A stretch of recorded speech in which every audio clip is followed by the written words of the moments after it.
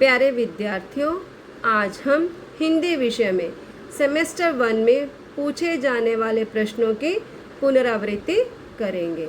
विद्यार्थियों, सेमेस्टर 1 में आपकी परीक्षा 40 अंकों की होगी। इस परीक्षा में पूछे जाने वाले प्रश्न बहुविकल्पीय होंगे। बहुविकल्पीय मतलब मल्टीपल चॉइस। ये बहुविकल्पीय प्रश्न किस तरीके से पूछे जाएंगे, इसकी पूरी जानकारी आपको आने वाले वीडियोस के माध्यम से दी जाएगी। तो विद्यार्थियों, आज के इस वीडियो में हम अपठित गद्यांश, पठित गद्यांश, पठित पद्यांश के बारे में जानकारी ग्रहण करेंगे। सबसे पहले हम अपठित गद्यांश के बारे में जान लेते हैं। अपठित गद्यांश, इसके बारे में आप पहले भी पढ़ चुके हैं। अपठित का अर्थ होता है अजमा पठित, यानी कि जो पहले ना पढ़ा गया हो। तो अपठित गद्यांश को हल करते समय हमें कुछ बातों को ध्यान में रखना चाहिए। विद्यार्थियों, सबसे पहले हमें अपठित गद्यांश को, उस गद्यांश को भली भांति 2 से 3 बार पढ़ लेना चाहिए। उसके पश्चात प्रश्नों के उत्तर हमें गद्यांश के आधार पर ही देने चाहिए, अपने ज्ञान के आधार पर नहीं। लेखक की दृष्टि के आधार पर ही हमें प्रश्नों के उत्तर देने चाहिए। हमारे उत्तरों की जो भाषा है वह सरल, सुबोध और व्याकरण की दृष्टि के अनुरूप होनी चाहिए। तो इन बातों को ध्यान में रखते हुए आपको जो है पूछे गए प्रश्नों के उत्तर देने होते हैं। तो सबसे पहले हम अपठित गद्यांश को भली भांति पढ़ लेंगे। अनुशासन का अर्थ है नियम विधियों का पालन करना।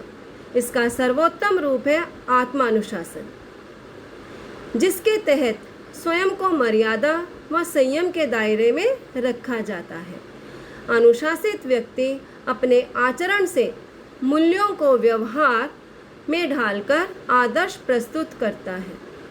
वह आत्मनियंत्रण से विवेकपूर्ण निर्णय लेता है कि कौन सा कृत्य करने लायक है और कौन सा त्याज्य, यानी कि कौन सा कृत्य क्या होता है बच्चों, कार्य करने के लायक है, और कौन सा त्याज्य मतलब कि छोड़ देने के लायक है, यानी कि त्याग देने के लायक है। अनुशासन एक प्रकार का भाव है जो लोक मंगल की ओर प्रवृत्त रहता है। अनुशासन एक प्रकार का भाव है जो लोक मंगल की ओर प्रवृत्त रहता है। समाज, शासन, लोक तथा सदाचार आदि के नियमों का अनुपालन करना अनुशासन का अंग है।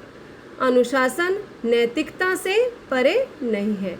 तो विद्यार्थियों, सबसे पहले आपको इस गद्यांश को 2 से 3 बार पढ़ लेना है। उसके बाद दिए गए प्रश्नों को ध्यान से पढ़ना है, और उसके बाद जो विकल्प नीचे दिए गए हैं उनमें से सही विकल्प पर आपको निशान लगाना है। तो सबसे पहले जो प्रश्न पूछा गया है, अनुशासन किस प्रकार का भाव है? तो विकल्प है जो अमंगल की ओर प्रवृत्त रहता है, जो मंगल की ओर प्रवृत्त रहता है, और तीसरा विकल्प है जो लोक मंगल की ओर प्रवृत्त रहता है। तो इसका सही उत्तर है जो लोक मंगल की ओर प्रवृत्त रहता है। तो यहाँ पर आप सही का निशान लगाएंगे। दूसरा प्रश्न है, अनुशासन का सर्वोत्तम रूप क्या है? सर्वोत्तम मतलब सबसे उत्तम। तो सबसे पहला विकल्प है स्वानुशासन, दूसरा है आत्मानुशासन, तीसरा है लोकानुशासन। तो इसका सही उत्तर है आत्मानुशासन। तो यहाँ पर आप सही का निशान लगाएंगे। प्रश्न 3, अनुशासित व्यक्ति आत्मनियंत्रण से कैसे निर्णय लेता है? नंबर 1 विवेकपूर्ण, 2 लोक अहितकारी, तीसरा अविवेकपूर्ण। तो इसमें सही विकल्प है विवेकपूर्ण। तो पहले विकल्प पर आप सही का निशान लगाएंगे।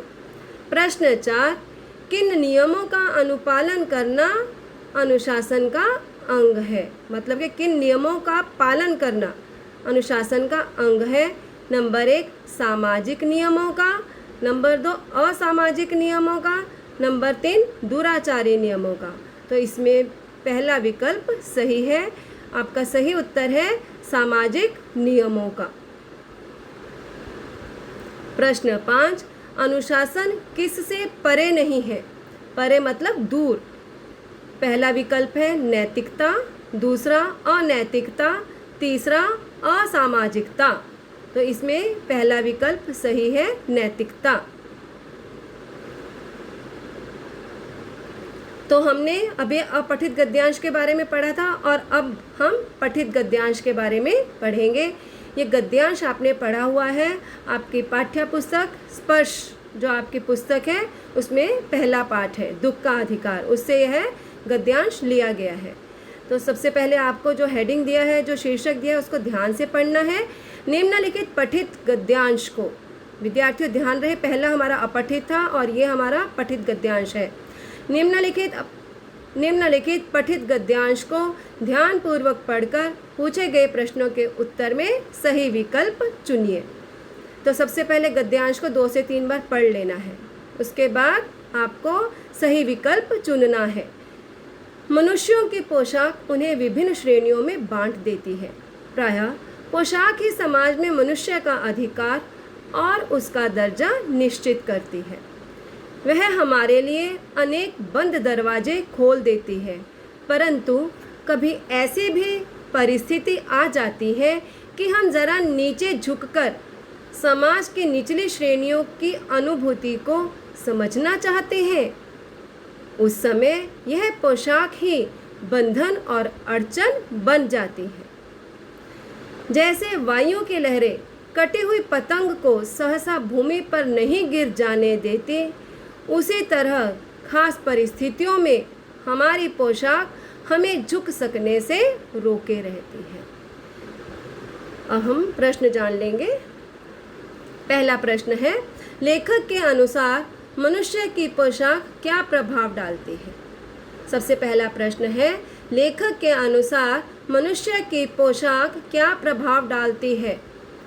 पहला विकल्प है उन्हें समानता प्रदान करती है, उन्हें विभिन्न श्रेणियों में बांट देती है, तीसरा विकल्प है उन्हें समान अधिकार दिलाती है। तो आपको क्या करना है, सबसे पहले ध्यानपूर्वक आपको गद्यांश पढ़ना है, उसके आधार पर ही आपको जो लेखक ने बताया है उसके आधार पर ही आपको जो है सही विकल्प चुनना है।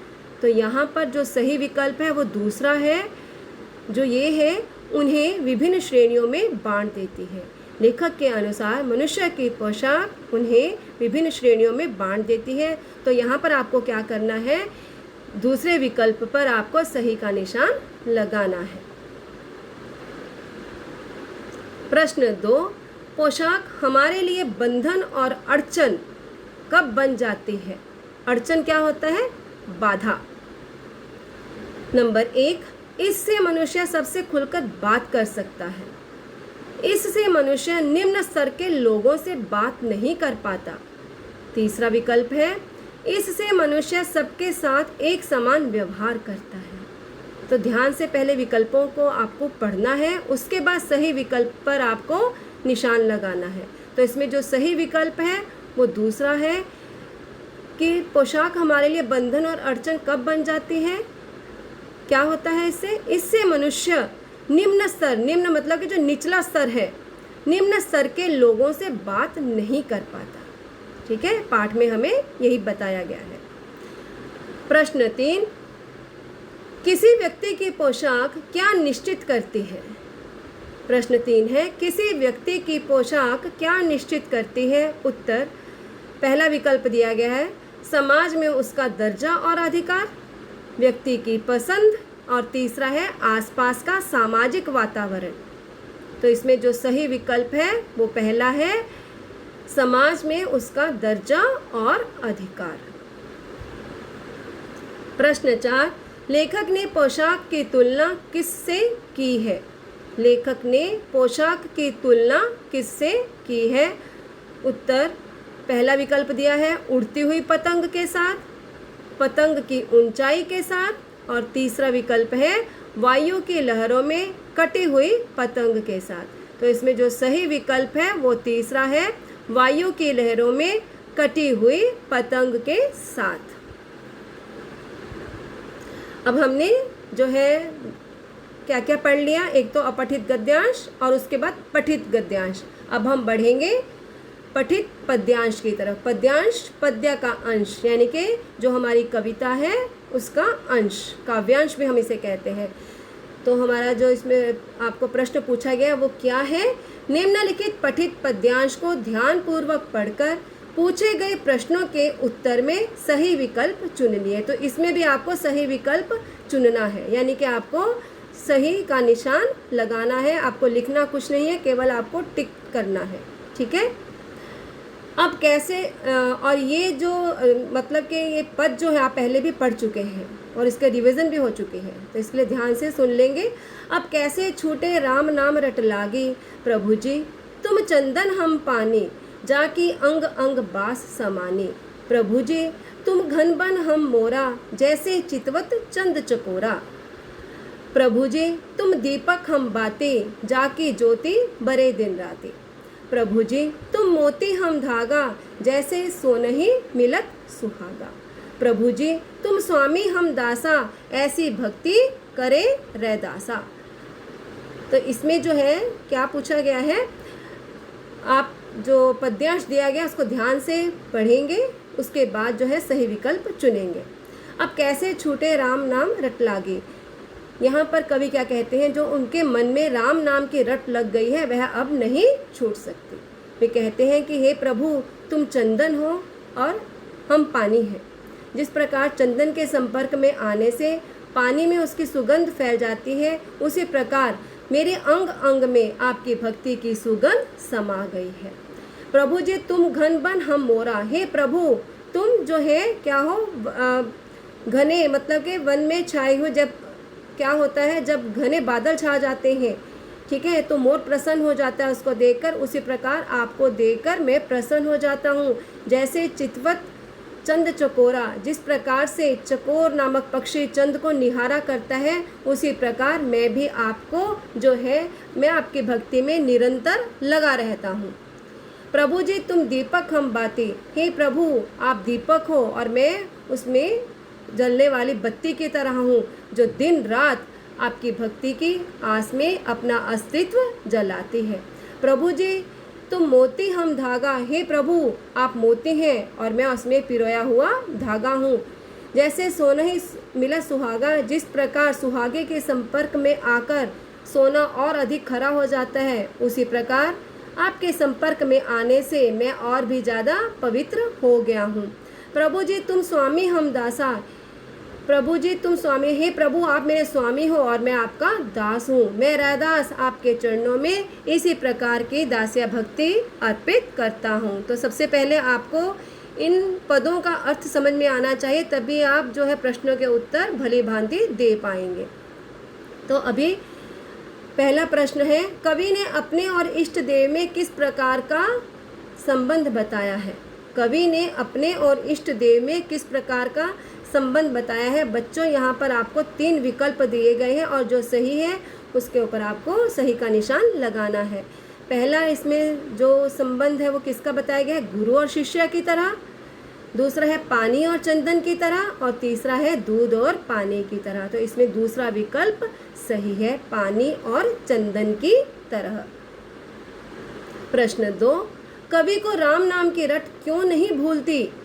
प्रभु से एकाकार होने के कारण, कृपा पाने के लिए, भक्ति करने के लिए। तो इसमें पहला विकल्प सही है, प्रभु से एकाकार होने के कारण। तीसरा, कवि की भक्ति में किस भाव की प्रधानता है। प्रेम भाव, भक्ति भाव, दास्य भाव। तो इसमें तीसरा विकल्प सही है, दास्य भाव। प्रश्न 4, भक्त और भगवान की किन चीज़ों से तुलना की गई है। भक्त और भगवान की किन चीज़ों से तुलना की गई है। पहला विकल्प है चंद चकोर, दूसरा विकल्प है मोती धागा, और तीसरा विकल्प है उपर्युक्त सभी। तो आपने ध्यान से जो है पद पढ़ा था, तो इसमें जो है चंद चकोर से भी की गई है, अभी मैंने बताया था आपको, मोती धागे से भी की गई है तुलना, तो यानी कि दोनों सही है, तो तीसरा विकल्प इसमें सही है, उपर्युक्त सभी, यानी कि जो दो विकल्प ऊपर बताए गए हैं वो दोनों सही हैं। इसके लिए इसका सही उत्तर क्या होगा? इसका सही उत्तर हम तीसरे में लगाएंगे निशान, उपर्युक्त सभी, यानी कि ऊपर जो दोनों ये दिए गए हैं विकल्प दोनों सही हैं, इसका उत्तर जो है सही क्या है? उपर्युक्त सभी। ठीक है, तो विद्यार्थियों आज आपने क्या क्या सीखा? आपने अपठित गद्यांश, पठित गद्यांश और फिर तीसरा क्या था? पठित पद्यांश। ठीक है, और उसमें प्रश्न के उत्तर आपने कैसे दिए हैं? आपको विकल्प दिए गए थे और आपको सही विकल्प को चुनना था। इसी प्रकार से आपको परीक्षा में प्रश्न पूछे जाएंगे। इसी प्रकार से आपको जो है अपठित गद्यांश आएगा, पठित गद्यांश आएगा और पठित पद्यांश भी आएगा, और प्रश्न इसी तरीके से आपको पूछे जाएंगे। इसके लिए इस वीडियो को बहुत ध्यान से देखिए और जो भी पाठ हैं आपके, उन पाठों को बहुत ध्यान से पढ़िए, कविताओं को ध्यान से पढ़िए। ठीक है, तभी आप प्रश्नों के सही उत्तर दे पाएंगे। धन्यवाद।